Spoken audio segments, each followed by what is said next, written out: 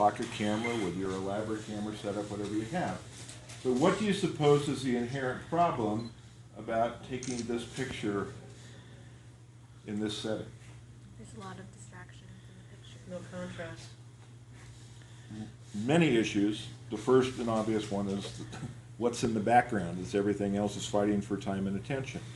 And so when I began to realize that my access to the marketplace was dependent on the quality, not of my work, but on the images of my work. When I first started, if there was a competitive show in Concord, California, you'd drive up there and drop off the work and come back in 2 days and carry it home and wait for or you received an award and it's going to be in the show, all that sort of stuff. And that all changed. And so any sort of neutral background is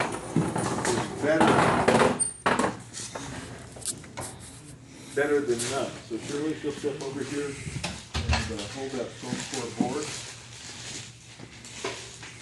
So right here in the studio, at a bare minimum, you can borrow a piece of foam core and drop it behind your piece, and now the image that you create in the process is at least going to be free of much of the distraction that you might have shooting against an open background.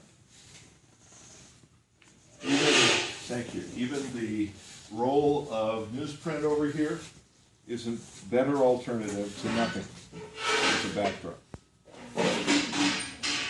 When the American Crafts Council began to have exhibitions and markets in San Francisco, and they continue to in August of each year, early in the year you had to send your slides off, and there were several things. They wanted to have a sense of scale, so that's when people started putting eggs or something recognizable in at least one of their pictures. So the jurors who are looking at these projected images know that they're not dealing with this when they think they're dealing with that.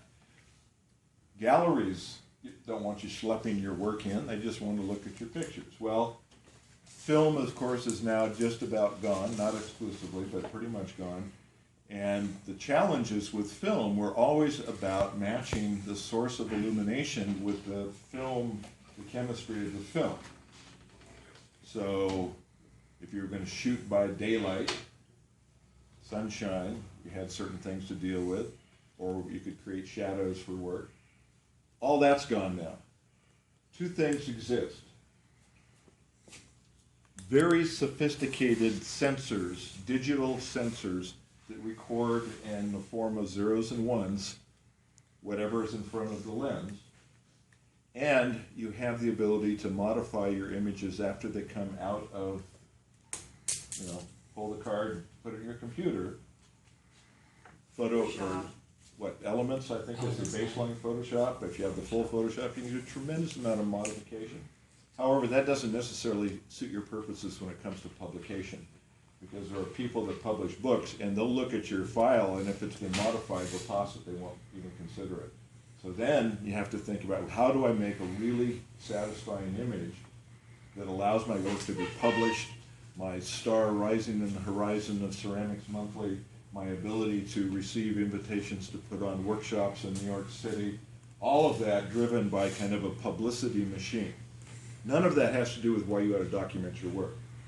I showed pictures yesterday in class of a sculptural project that I started, and I photographed it against this backdrop at some point in the process.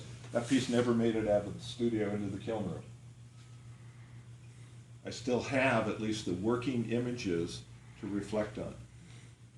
But over the years, the local craft organization in San Luis County hired some professional photographers to come and take us through the simplest forms of doing pretty high quality imaging.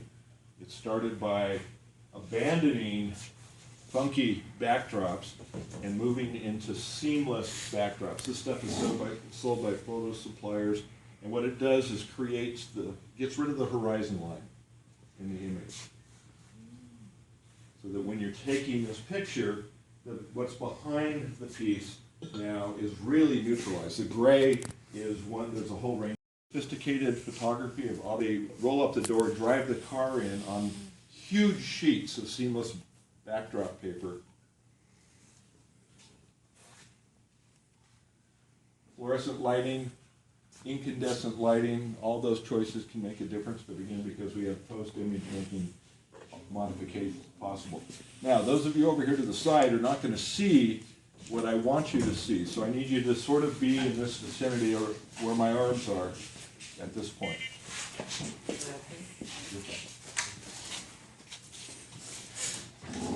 The work that was going on when some of you arrived, Woman was here photographing bowls for use as a poster for this year's Empty Bowls event.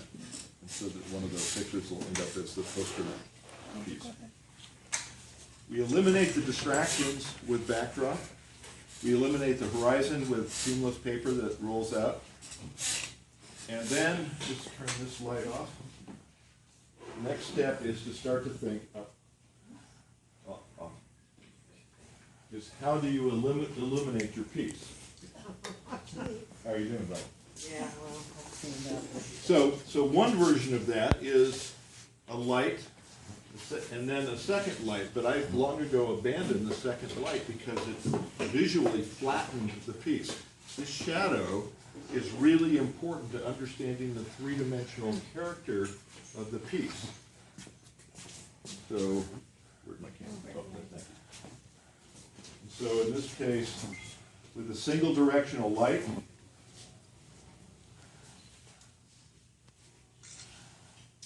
and then I can show you very quickly what we're looking at.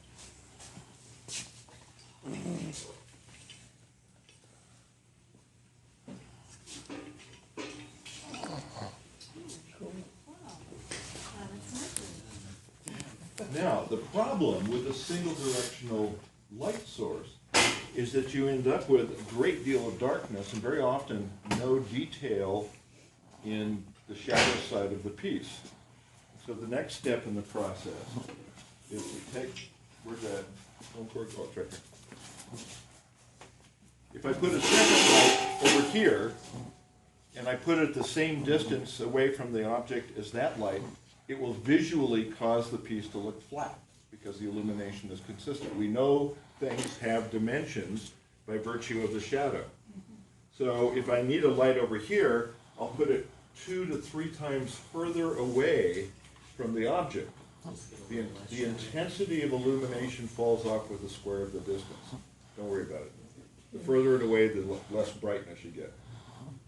An alternative to that is look at the shadow. Oh, wow.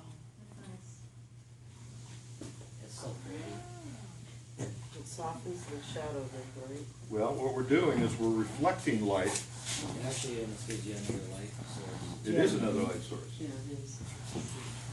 Okay, so now with that reflective source in there, we have a greater sense of the three-dimensional character of the piece. In fact, I'm glad I don't have a glazed piece to do this with right now, because what I want you to see when you look at the image is the shadow edge of the piece with the reflected light. And when you look along that edge, suddenly the reflected light is actually brighter than the core of the shadow. Space to shadow the back. And so when you look here, you can see how bright the seamless, it almost seems to be floating in space there. Okay, so now, get rid of that one and take the new one.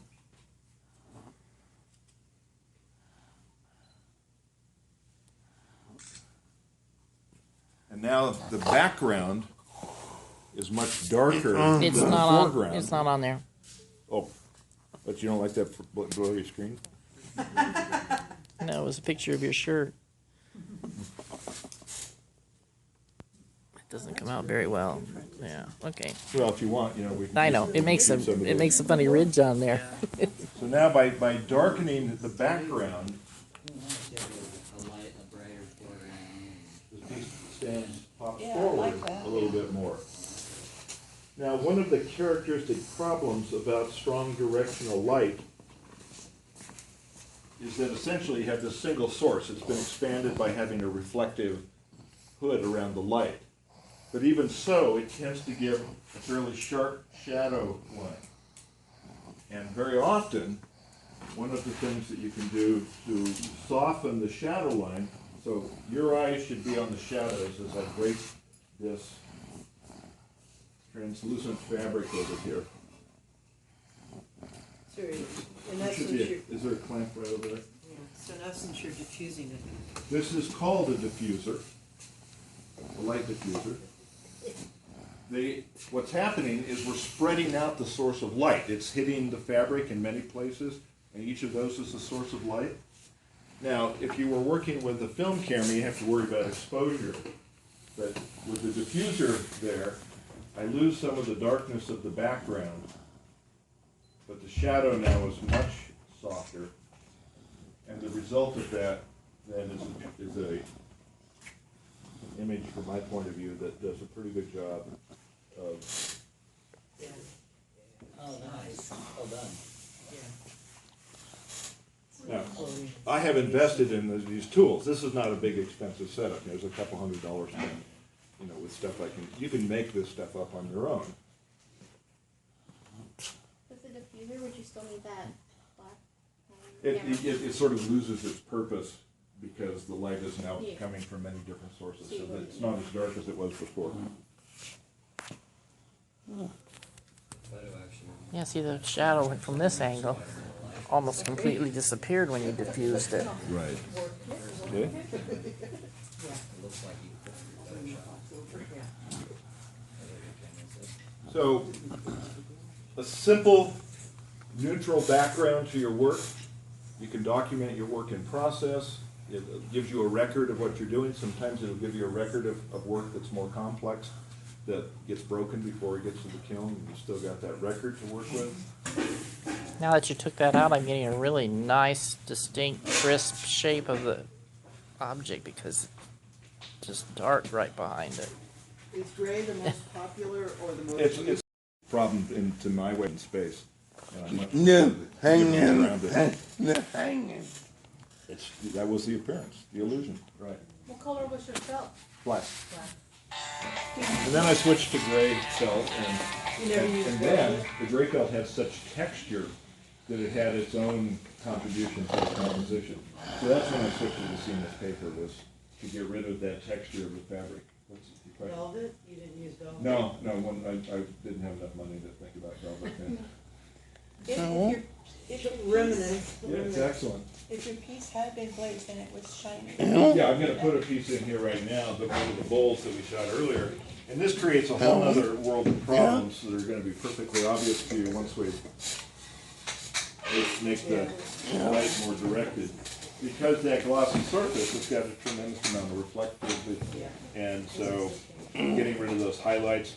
I've had photographers come to my studio and they bring a spray can of matte spray, and they'll spray it on the piece where the spectral highlight, the bouncing light, is most distracting.